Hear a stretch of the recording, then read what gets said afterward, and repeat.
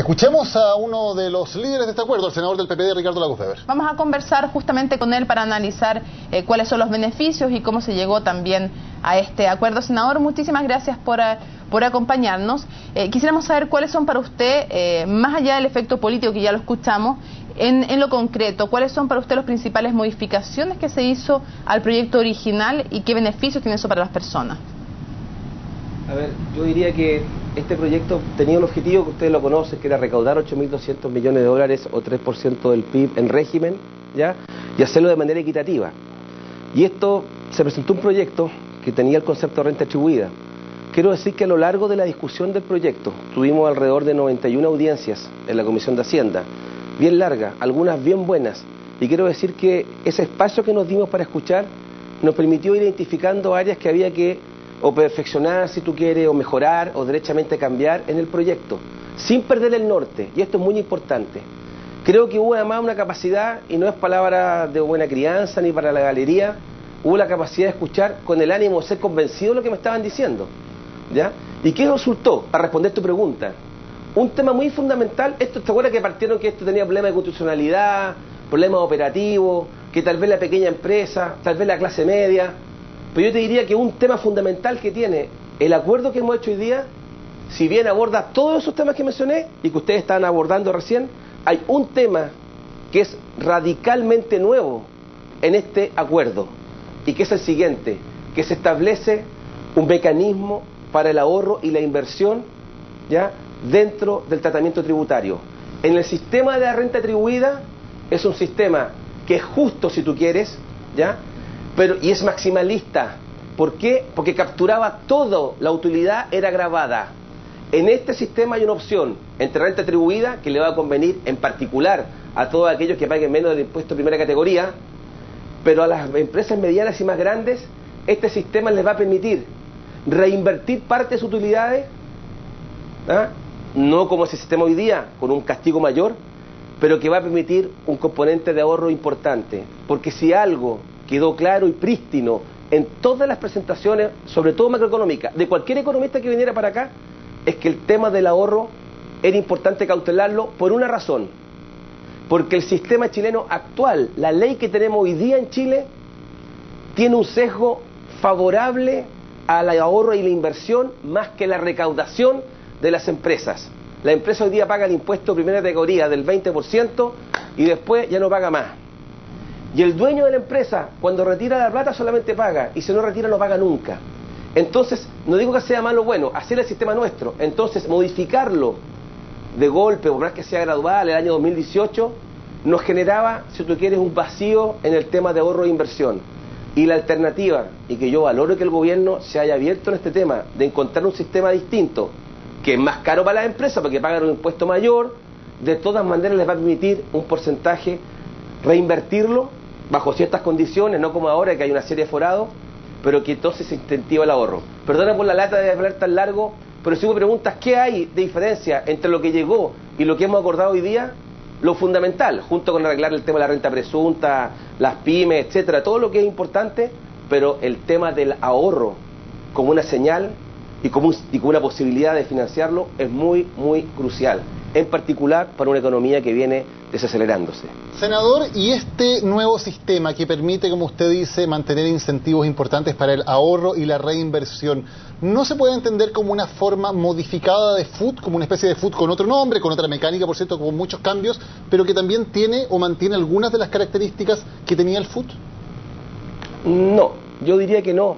Primero, el otro FUT va a desaparecer, y está acá clarito, ¿ya? Desaparecen esos registros, ya no se nos va a ocurrir más.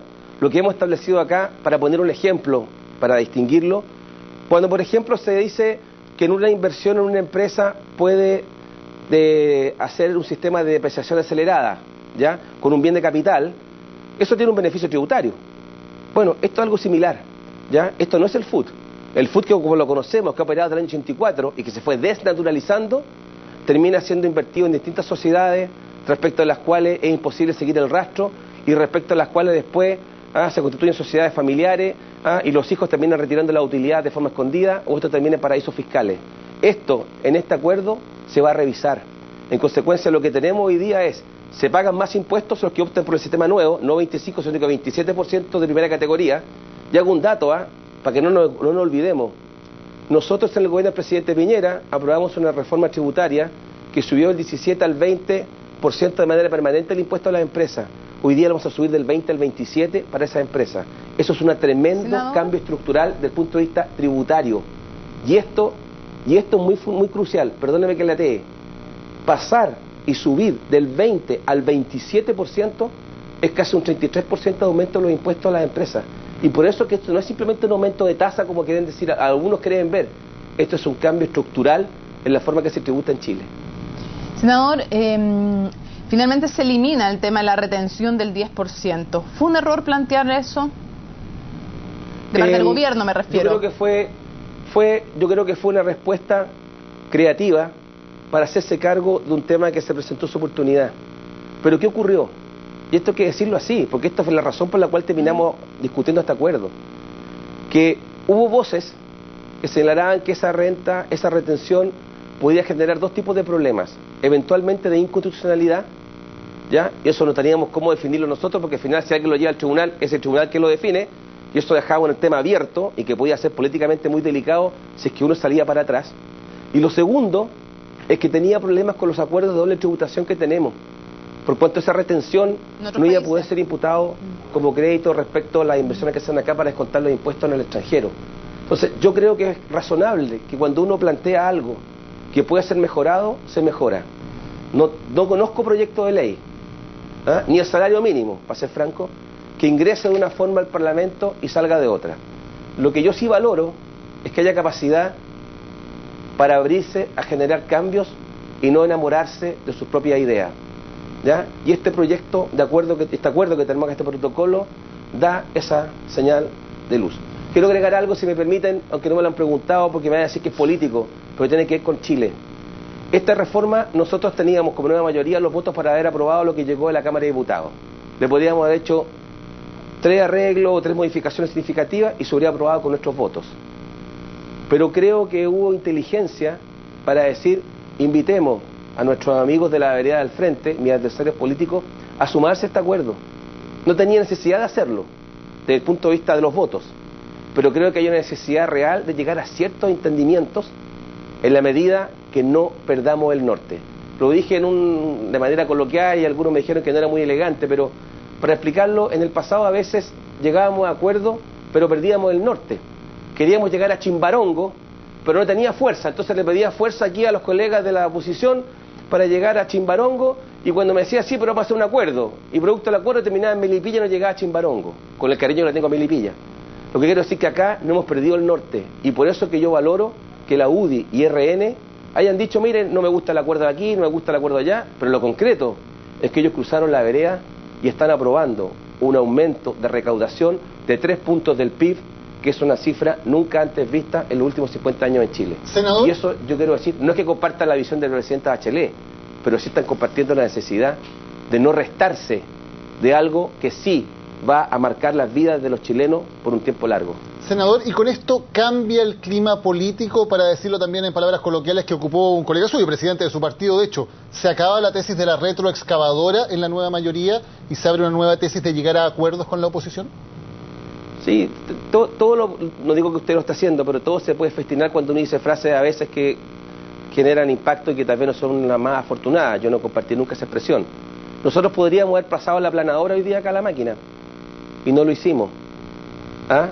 Y no lo hicimos porque no es sano hacerlo cuando es posible llegar a un entendimiento.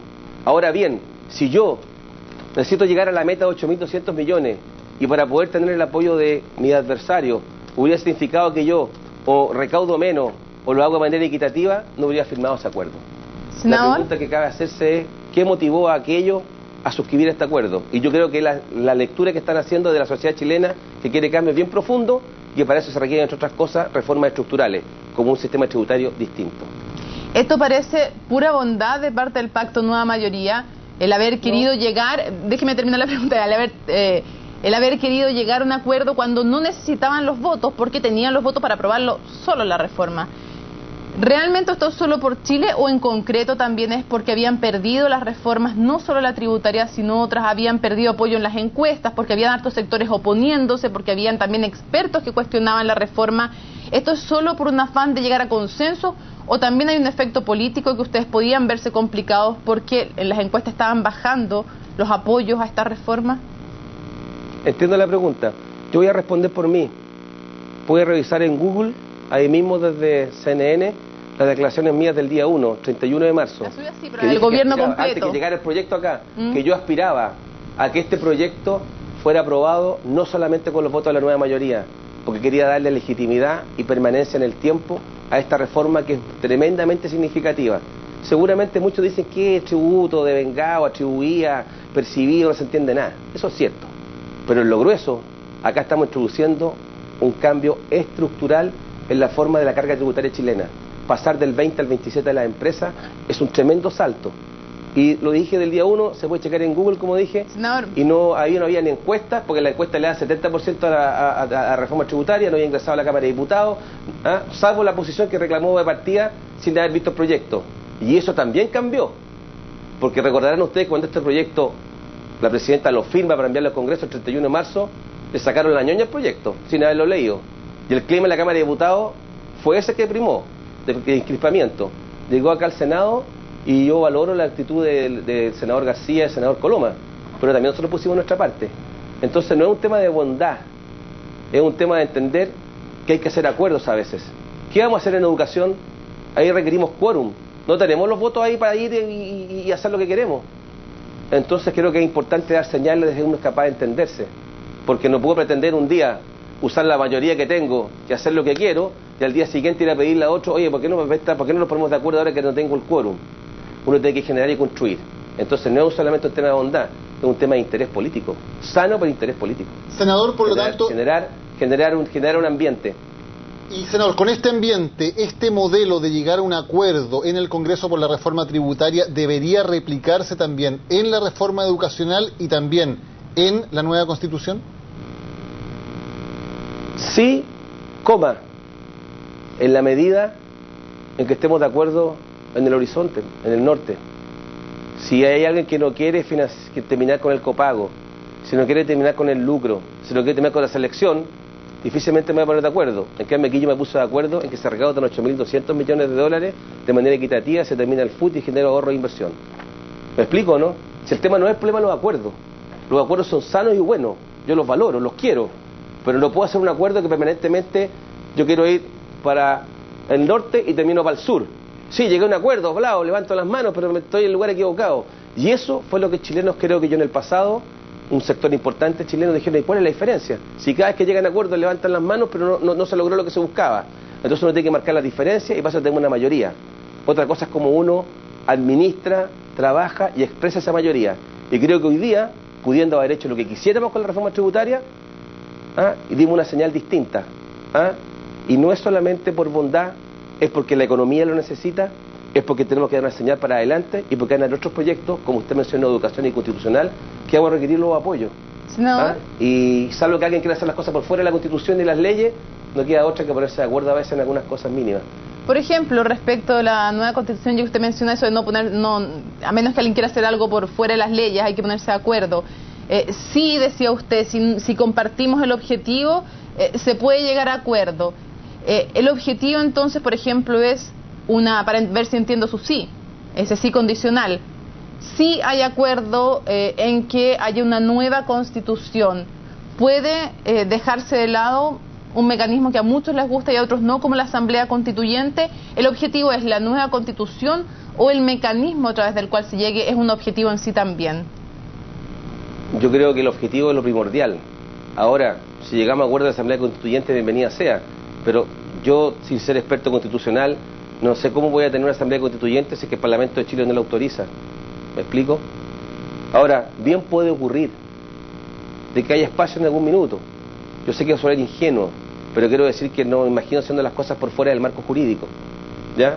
Pero lo que no voy a obtener nunca es la venia de mi adversario para hacer algo si es que solamente sientan de que hay un rechazo permanente.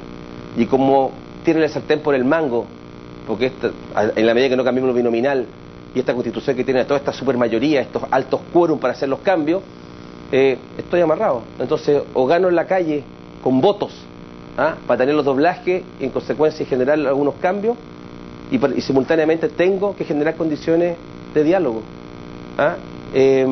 Ahora, las fuerzas políticas también tienen que ver lo que pasa a su alrededor. Si alguien se quiere amparar y atrincherarse solamente en una constitución que tiene mucha ilegitimidad, de forma que tenga la firma de mi viejo, quiere hacerlo y quiere que eso es suficiente, cuando ve que hay una demanda social muy fuerte, creo que también eso es ceguera. Y yo quiero creer de que eso no va a ocurrir en Chile, que vamos a ser capaces de ponernos de acuerdo en un mecanismo para tener una constitución mejor que la que tenemos hoy día. Senador Ricardo Lagos Weber, presidente de la Comisión de Hacienda del Senado, gracias por haber conversado con CNN Chile. Buenas noches. No, gracias a ustedes, que estén muy bien. Hasta luego, buenas noches.